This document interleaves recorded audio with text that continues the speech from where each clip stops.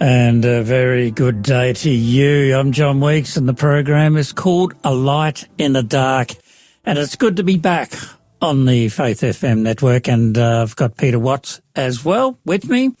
And we're going to start off with a great series. And we're going to talk about that very shortly. But how are you, Peter? I'm well, John. It's great to be back here with you and with the listeners and back broadcasting on Faith FM. Yes. It's, I'm looking forward to the whole year, 2026. So we have a new time slot. Here we are on a Wednesday. Yes, a Wednesday now, not Thursday, Wednesday at the same time. 11 a.m. Yeah, and of course it gets repeated throughout the week. Yeah. So I'm looking forward to the year, and we're going to explore some amazing topics. And starting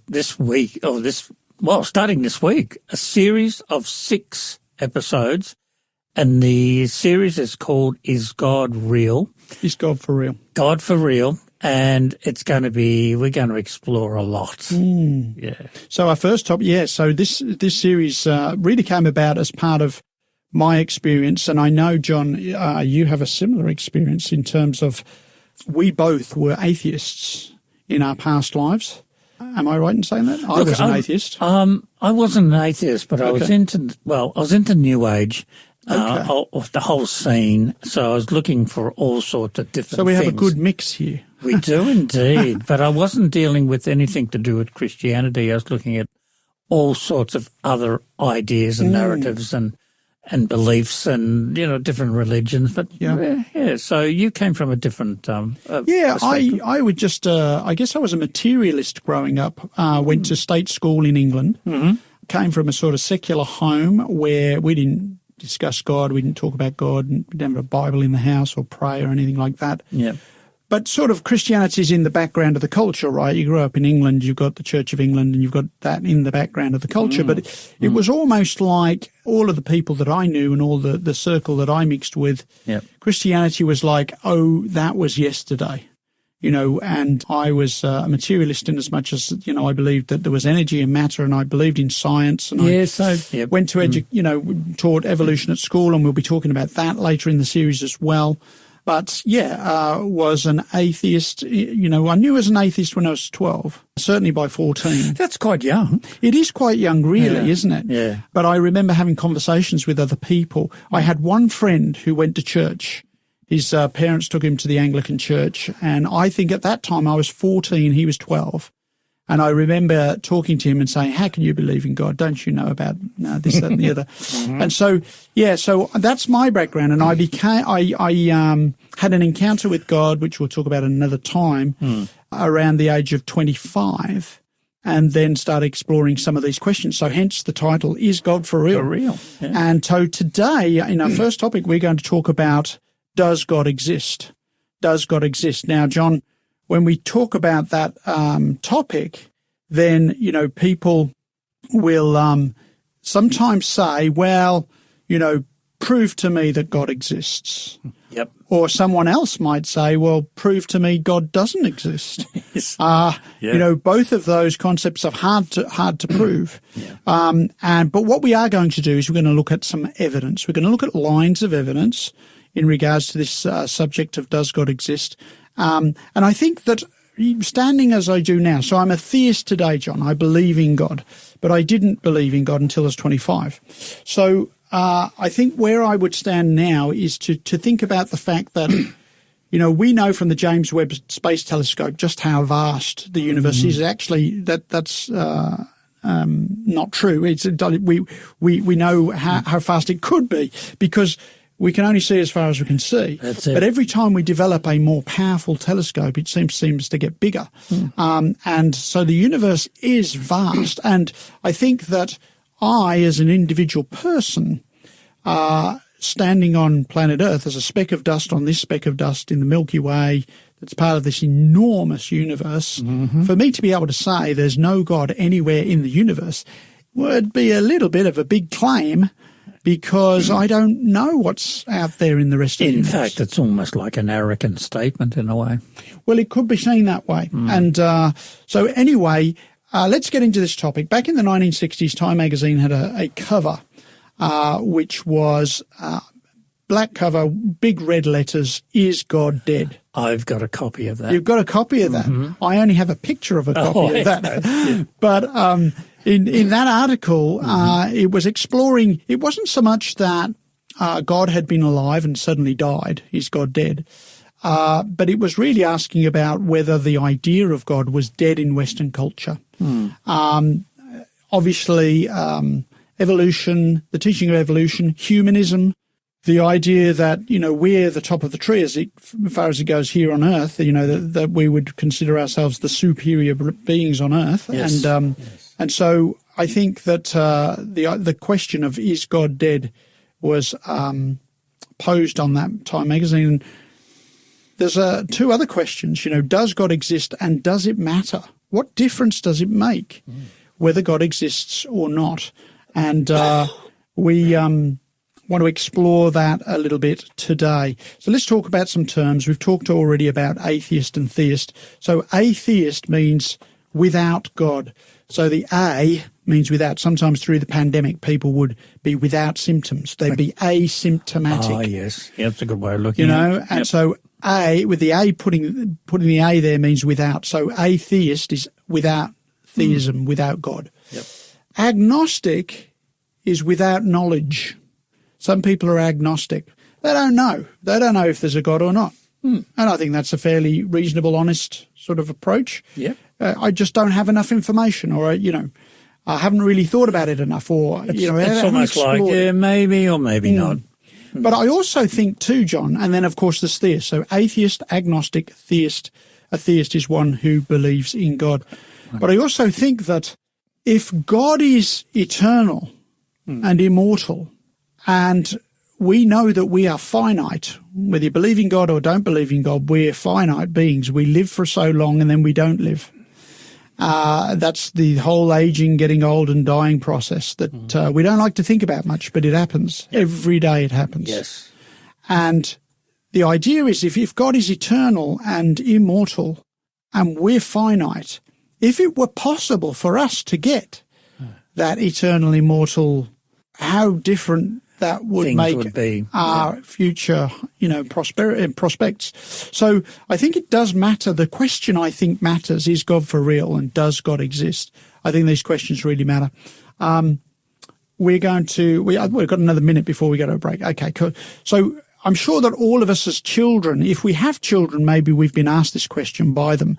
But if we've all been children, if you're listening to this podcast, I think that you would have been a child at some point. At one point. And we've probably all asked this question, where did I come from?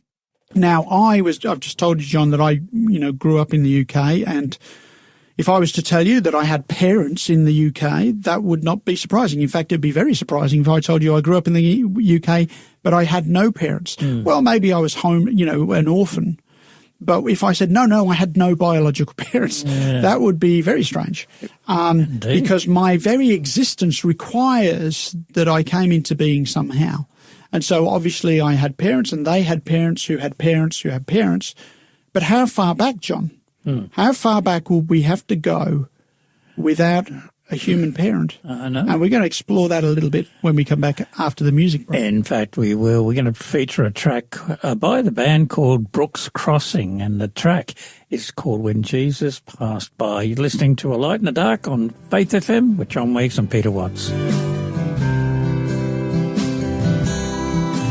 When Jesus passed by.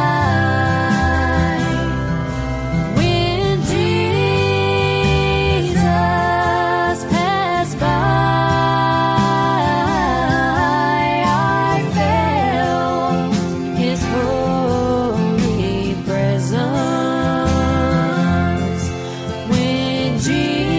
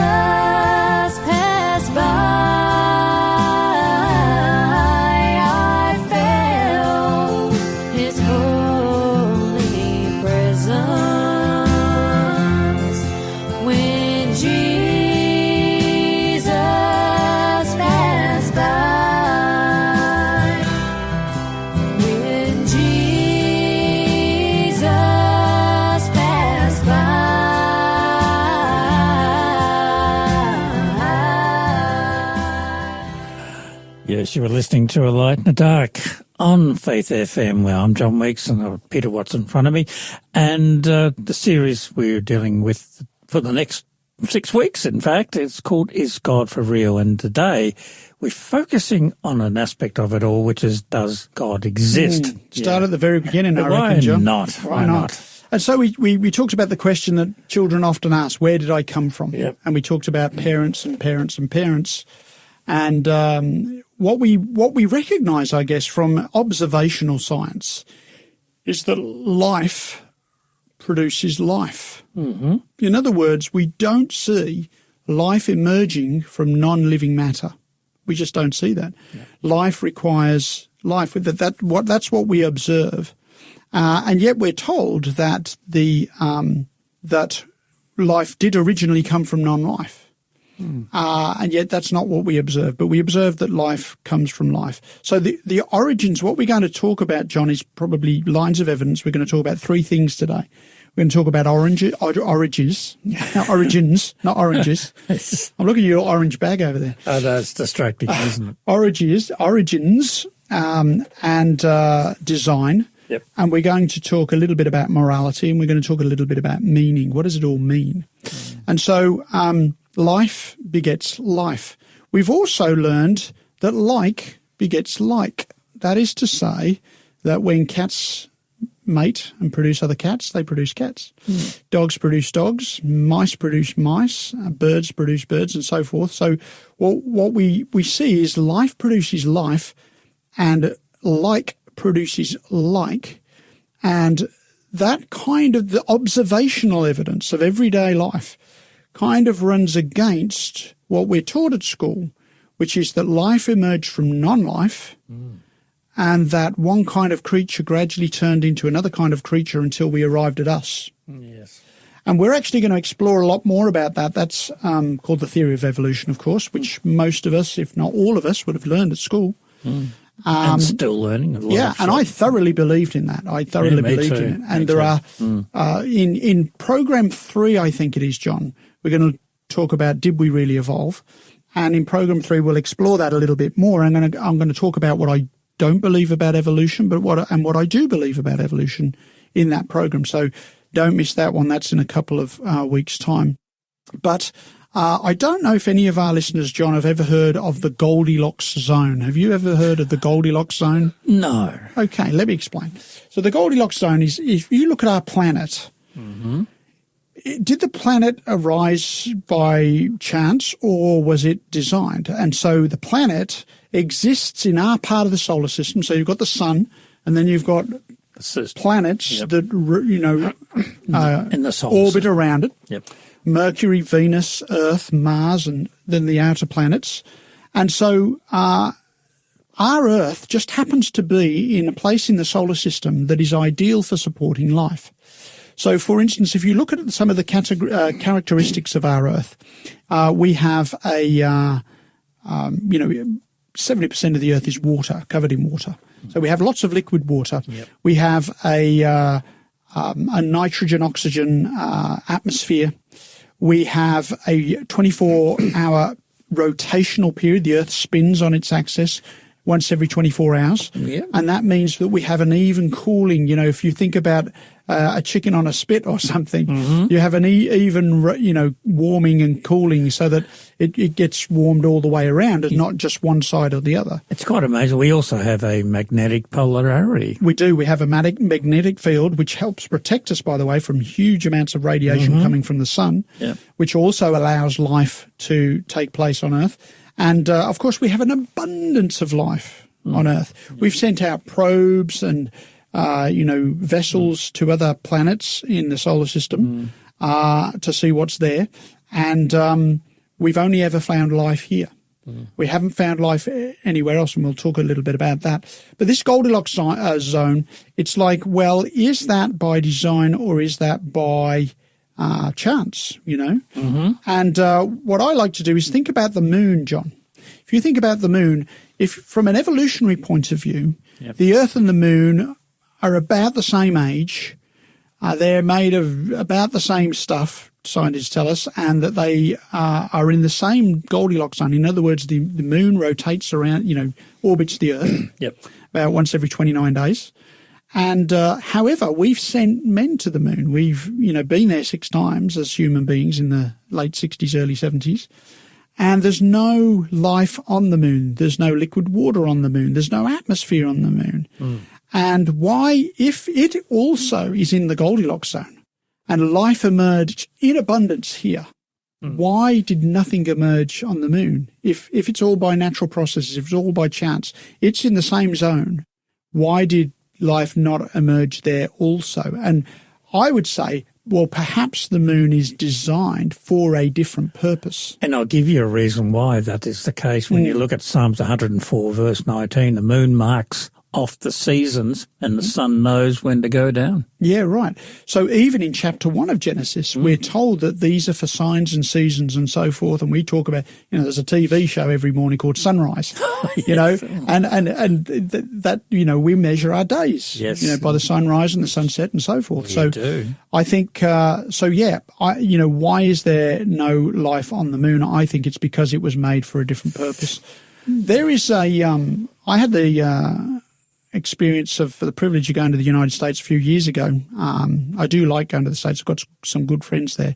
But in the States, you've got Mount Rushmore. It's in South Dakota. I've been there to visit. Okay. Amazing. They've got the four heads of 4 US presidents carved into the mountain. And if you compare that with a, rocky mountain range that's just sort of a random, you can tell the difference. So people would look, if I looked at that carving at Mount Rushmore of those 4 massive heads, and I said, well, the wind and the rain over thousands of years carved those faces into the rock. Some people believe in that. Well, they wouldn't believe this. I mean, sometimes you look at a rock face, I can see a face there or whatever, but not in this detail. No. Not with this detail. Totally not. Very complex, very detailed. Yep. Huge they are. People would recognise somebody has been here to carve that. Why? Because we recognise the human features. Of course. But then I sort of think to myself, well, if we are willing to recognise design in a rock face that cannot see, cannot taste, cannot hear, cannot speak, cannot smell, cannot think, it's just rock, but we can recognise design there. Why is it so hard for us to recognise design when I look to a real face which can see, can smell, taste, touch, and so forth? Why should it be difficult? With Mount Rushmore, I think 95% of the carving was done by dynamite. And they would, drill a hole, blow away a right amount of rock, and there you would have it. So I think the Goldilocks zone idea is that the Earth is in a position in the universe and in the solar system that's just right for supporting life. And if you know the story of Goldilocks, she's got 3 bowls of porridge. One's too hot, one's too cold, but one's just right. And it's the idea that Earth is just right for supporting life. Is that by accident or by design? And so I'll just read you this statement here. Some people have talked about these fine-tunedness of the universe as the anthropic principle. That is the idea that it looks as though Earth and the universe had man in mind with all these different things. It says the universe seems to be designed with man in mind. Modern cosmology has identified dozens of measurable characteristics of the universe. Each of these characteristics are fine-tuned to such a degree that moving even one of them in either direction, only a fraction of a fraction of a fraction of a percentage, would make the existence of life anywhere in the universe impossible. We would live then not in a life-sustaining universe, but in a life-prohibitive universe. And some of these are physical properties. There are dozens of them. A strong nuclear force constant, a weak nuclear force constant, a gravitational force constant, an electromagnetic force constant. These constants help to make life possible in the universe. And some say that these fine-tuning elements make it very unlikely that this happened by accident. Fascinating stuff. If you want to make a comment, the text line is 0488 880-831. Love to get your comments and questions. We will look at them and bring it into the show ourselves. Bow before you on your mighty throne. Sometimes I get lost as I journey alone. I'm not the one with life's answers for sure,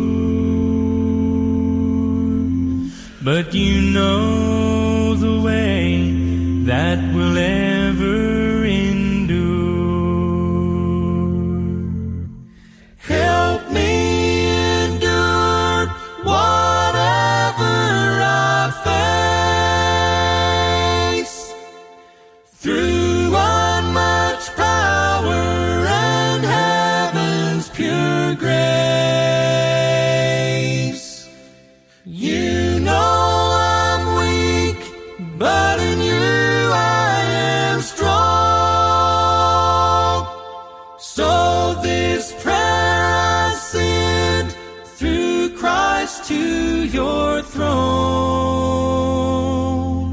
Father, you know in life I have gone my own way. Often I've asked, can I make it today? But then I remember that Christ died for me. His life for my life, that I could be free. Help me endure whatever I face, through unmatched power and heaven's pure grace. You know I'm weak, but in you I am strong. So this prayer I send through Christ to your throne. So this prayer I send through Christ to your throne. Yeah, good vocals there, good almost a cappella there. And that's the sort of music we love to play on this show, the Light in the Dark, with myself, John Weeks, and Peter Watts. And again, if I've just been checking the text messages, if you want to send a text message, the text line is 0488 880-831, and I'll keep a monitor of this as we do the program. Peter. Yeah, thanks, John. So we were talking about the fine-tunedness of the universe and how that allows life to exist, not just here on Earth, but anywhere in the universe. Some of these fine-tuned physical constants. And somebody explained it a little bit like this. So imagine that you were up against a brick wall and you were going to face a firing squad, and they come and they put the blindfold on you. Mm-hmm. But before the blindfold goes on, you see, 40 riflemen come into the courtyard. You're up against the brick wall. The blindfold goes on. You're standing there praying, probably. And then the sergeant major or whatever says, ready, aim, fire. Yeah. And you hear all the guns go off. Yep. And you sort of wince, but then you realise that you heard the guns, but you'd never felt the bullets. In fact, you haven't been hit anywhere. Mm. And you're very relieved, of course, but then you wonder what had happened, and so you take off your blindfold because you wonder, well, what happened? Did they shoot each other? Did they shoot in the opposite direction? Did they shoot up in the air? Yep. Are they all really bad shots? And you take off your blindfold, and there's a pattern of bullet holes all the way around you on the wall, but none of them struck you. Mm. You would have to conclude that, A, they were very good shots, and B, they intended to miss you. Mm. And that's the idea of the fine-tunedness of the universe. All of these force physical constants in physics, If they were out by a little bit, they'd catch you with the bullet and Absolutely. you'd be gone. Oh, yeah. And so that's the idea. And Sir Fred Hoyle, who was a British astronomer, he said back in 1981, he said this, he said, a common sense interpretation of the facts suggests that a super intellect has monkeyed with physics as well as with chemistry and biology, and that there are no blind forces worth speaking about in nature. The numbers one calculates from the facts seem to me so overwhelming as to put this conclusion almost beyond question. So he's saying that this anthropic principle, these fine-tunedness of the universe, strongly suggests that somebody did the fine-tuning. That's what he's trying to say. Yes. They had an ABC documentary on this. It's called Catalyst. They used to have an ABC science show called Catalyst. Yeah, I've watched that a few times. Yeah, me too. Yeah. And one of their episodes was called The Anthropic Principle, Why Do We Live in Such a Finely Tuned Universe? So they were asking the question. Yeah. And they asked one expert in the field, a scientist, and he said, well, we just do. It's just the way it turned out. Okay. Which is a kind of convenient answer. But for some reason, that did not seem satisfying. I don't think many people find that explanation. Well, that's just the way it is. Mm-hmm. They don't find that fascinating. Satisfying. And so then they asked another scientist. Yep. And I think it was Lawrence Krauss. And he said, well, it's because we live in there's a multiverse. Oh, in other words, yes. this vast universe that we can see through the James Webb Telescope, that's just one of an infinite number of universes. And the idea is that in some of these infinite universes, there'll be life, and some of these infinite universes, there won't be life. And because you've got an infinite number of them, the chances that life is going to arise in one of them, or in fact an infinite number of them, is infinite. And yes, it's going to happen. So it's a bit like the black holes people see, they're now discovering, and a lot of speculation is what is behind the black hole, what's inside. Could be another multiverse or something else. Well, that's what people. There are more questions than answers Yes, with this, though, absolutely, because the problem with the multiverse theory is it is a theory. It's a theory based on, well, how do we get life here? Yeah. And what's interesting is the multiverse theory reaches outside of our universe even to a multi-universe explanation to try to explain life here. There is no evidence for a multiverse. No, none whatsoever. It's simply a theory that helps to try and explain why is there life here without a creator. Yeah. So anyway, interestingly enough, the show moves on from that one to the next scientist, because you would think if they're giving an explanation that is satisfactory, well, that's the answer. That's it. Let's close the show. We'll be back next week. But no, that didn't seem to be a satisfactory answer either. Then a third scientist said, we are really only a virtual reality program. Oh, the Matrix. Yeah. So in other words, you're not really here, John. I'm not really here. This is programmed into some machine, and the machine is thinking it through or whatever, and that's why, we're really only it sort of dispenses with reality, I suppose. And I think that most people know, as they live day by day through life and the difficulties and challenges they have, and they get their milk out of the fridge or whatever and make their breakfast or whatever, they know that life is real, Yeah.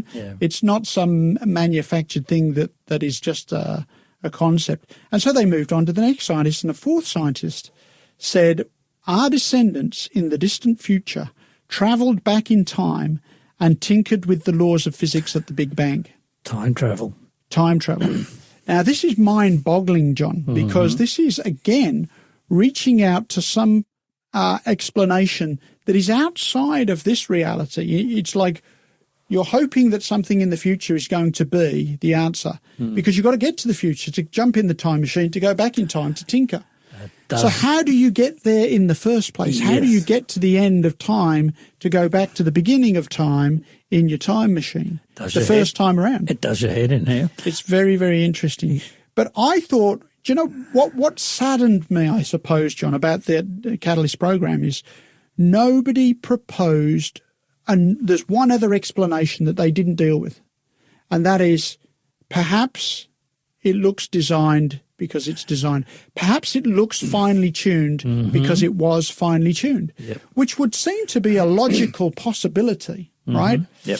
But they didn't explore that. And I thought that that tells you something about the philosophy of science, because really this is not about science. It is about philosophy.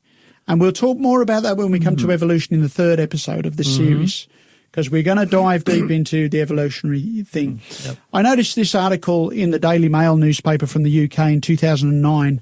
It said, here's the headline, "Why We Are Born to Believe in God." It's wired into the brain, say psychologists. And it goes, humans are programmed to believe in God because it gives them a better chance of survival, researchers claim. The findings of Bruce Hood, Professor of Developmental Psychology at Bristol University, suggest that magical and supernatural beliefs are hardwired into our brains from birth.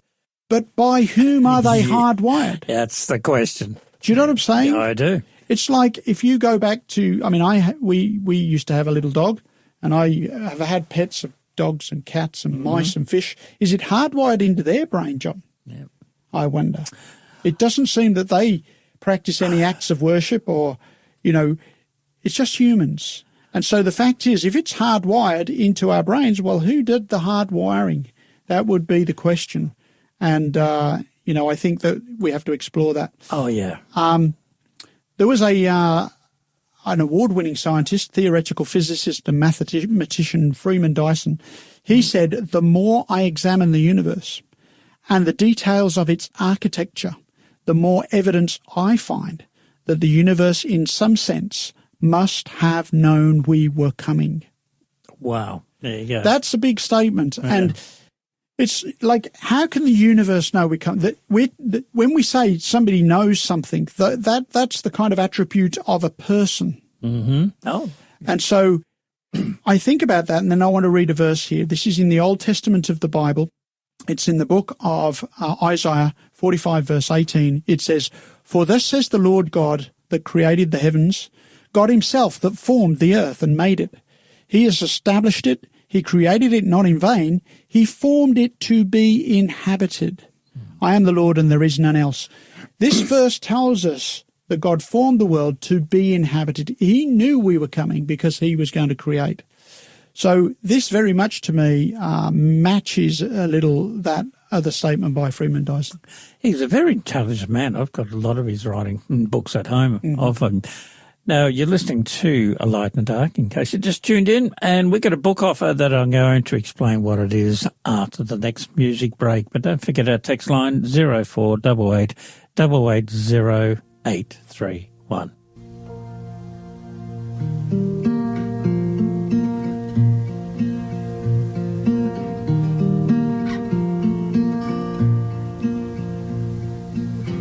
Your love is older than the hills. Rivers run dry, mountains shake. Everything, including me, is gonna pass away. Your love is older than the hills. Your love is taller than the trees, whiter than the sky that's over me, reaching out past all my big dreams. Your love is taller than the trees. I have tried to write my own story, looking everywhere I go for my own glory. But the deeper I go, there you are down below. Your love is everywhere I go.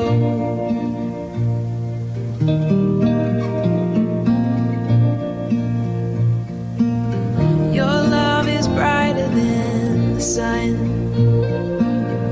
shining down on everyone, calling all of us to come and play all day. Your love is brighter than the sun. I have tried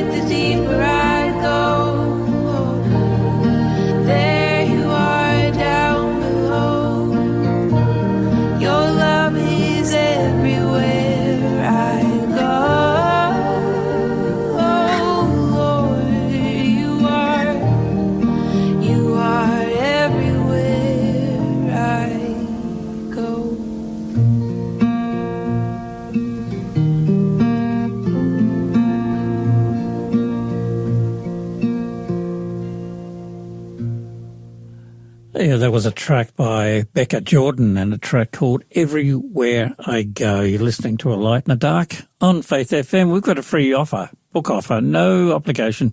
It's a special free offer. And the book is called Creation and Evolution, and it's written by Dwight K. Nelson. If you would like a copy of it, you need to send us a request on the text line 0488 880 831, but you need to put a code so our team will recognise it and be able to work on getting this book out to you. Now, the code is ALD90, okay, ALD90. And again, the text line 0488 880 831, and the book is Creation and Evolution by Dwight K. Nelson. Peter. Yeah, so we were talking about design, and we were talking about the idea that the universe knew we were coming, and we sort of see that reflected in Scripture too. But there was an atheist, Anthony Flew, who was a British atheist, and he wrote and spoke on atheism for many years. And then he changed his mind, and he wrote a book called There Is No God, and he scribbled out no and put There Is a God. How the world's most notorious atheist changed his mind. And it was because of DNA. He said, what I think the DNA material has done is that it is shown by the almost unbelievable complexity of the arrangements which are needed to produce life, that intelligence must have been involved in getting these extraordinarily diverse elements to work together. It has become inordinately difficult even to begin to think about considering a naturalistic theory of evolution of that first reproducing organism. The only satisfactory explanation of such end-directed, self-replicating life as we see on Earth is an infinitely intelligent mind. And then he says this, I had to go where the evidence leads. And really, John, on this program and through this series, that's my appeal to people. Go where the evidence leads, because that ultimately led him as a committed atheist, an academic, it led him to believe there must be an infinitely intelligent mind. Yes. A God. And that's where it led me ultimately too. So Bill Gates in his 1995 book, The Road Ahead, he said DNA is like a computer program, but far, far more advanced than any software ever created, and he should know. So yeah, it's interesting to me to see those who have been on the other side of that fence, and they're willing to say that they've changed their mind. I guess over the last 30 years, John, there's been prominent new atheists that have raised their voices, people like Christopher Hitchens, Richard Dawkins, Sam Harris. Christopher Hitchens is no longer with us, of course. No. But, so there's I guess they propose the idea that not only would society not get any worse if there were no God, but actually that it would be an improvement on society if people believed there was no God. Oh. And so that's an interesting one, because they're far more, I think they're far more optimistic than previous atheists. So, for instance, existentialist Albert Camus admitted that the death of God meant the loss of purpose, joy, and everything that makes life worth living. Yep. Now, he was an atheist, but he's saying if you get rid of God, you get rid of purpose, joy, and everything that makes life worth living. And I would agree with that, but they probably wouldn't agree with that. John Hort, in his book God and the New Atheism, he said the new soft-core atheists assume that by dint of Darwinism, we can just drop God like Santa Claus without having to witness the complete collapse of Western culture, including our sense of what is rational and moral. At least the hardcore atheists understood that if we are truly sincere in our atheism, the whole web of meanings and values that had clustered around the idea of God in the Western culture has to go down the drain along with its organising centre. It's incredible. I was looking at another quote from Richard Dawkins himself, where he said the universe is nothing but a collection of atoms in motion. Human beings are simply machines for propagating DNA. That's his comment. Well, yeah, in another, I'm going to quote Dawkins now. In a book called River Out of Eden, back in 95, he wrote that The universe we observe has precisely the properties we should expect if there is at bottom no design, no purpose, no evil, and no good. Nothing but blind, pitiless indifference. DNA neither knows nor cares. DNA just is, and we dance to its music. I remember reading an article in the back of Time magazine, and it was an editorial piece where they were reviewing a book by two doctors who were arguing the case that you couldn't really blame men for raping women because it goes back to their animal instincts of evolution. Yeah. And of course, the people reviewing the book in Time magazine was slamming these doctors and saying, how could you possibly say that? But they're just working from a principle that we're just animals. Yeah. And of course, if you go to a court, if you've got somebody there who has raped a woman and their defense is, well, I'm just acting on my DNA. Yep. That is not going to be a defense in a court of law. Of course not. And we wouldn't want it to be either. Oh, no way. Right? That wouldn't be justice. It's interesting, David Berlinski, PhD, in a book called The Devil's Delusions, Atheism and Its Scientific Pretensions. He writes this, he said, what Hitler did not believe, and what Stalin did not believe, and what Mao did not believe, and what the SS did not believe, and what the Gestapo did not believe, was that God was watching what they were doing. In other words, if we did live in a universe where there was no God, if people believed there was no God, would that make them better people? Or would it actually lead to even greater atrocities where nobody's watching what I do, nobody's going to judge what I do? I'm not going to be accountable to anybody. People have no scruples whatsoever. Yeah. So I think morality has a big part to play in this discussion, John. One other thing I wanted to talk about is meaning. Time magazine back in 1996 had a cover that says, is anybody out there? Well, National Geographic in 2019 thinks it has an answer to that question. It says, we are not alone. And it's got a picture of a radio telescope there pointing out into the sky. And it says, the subtitle is intriguing, though, because it falsifies the headline. So the headline is, we are not alone. Then it says, scientists say there must be other life in the universe. Then the second subtitle says, here's how they're searching for it. So they've already said it's out there, but they're searching for it. It's sort of almost what we call now a clickbait image, so you can see what the true story is. Yeah. Well, George Harrison, the late George Harrison, one of the Beatles, he once said, "For every human there is a quest to find the answer to why I am here. Who am I? Where did I come from, and where am I going? For me, that became the most important thing in my life. Everything else is secondary." And I think that most people have those thoughts at some point. Why am I here? Who am I as a person? As a human being? Even the very question is, what is my purpose? Indeed. Another interesting author, Alistair McGrath. Richard Dawkins wrote a book called The God Delusion. Alistair McGrath wrote a book called The Dawkins Delusion.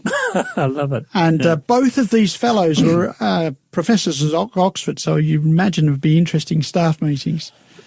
But Alistair McGrath writes in his book, although I was passionately and totally persuaded of the truth of atheism as a young man, I subsequently found myself persuaded that Christianity was a much more interesting and intellectually exciting worldview than atheism. And I concur, that was my journey too. I was convinced of atheism till my mid-20s. I had an encounter with God and I began to explore these questions. Is God for real? Does God exist? Yes. And came to the conclusion that there is a God and that my life is very much more meaningful because of it. We're going to wrap this up, John, but the reality is, there's a program on the telly called Who Do You Think You Are? Yeah. And the good news is, from a biblical point of view, from a Christian point of view, you are uniquely special. There's only one of you in the universe, and God values you, regards you as priceless. So you are uniquely valuable in God's sight, and that's what we really want to talk about.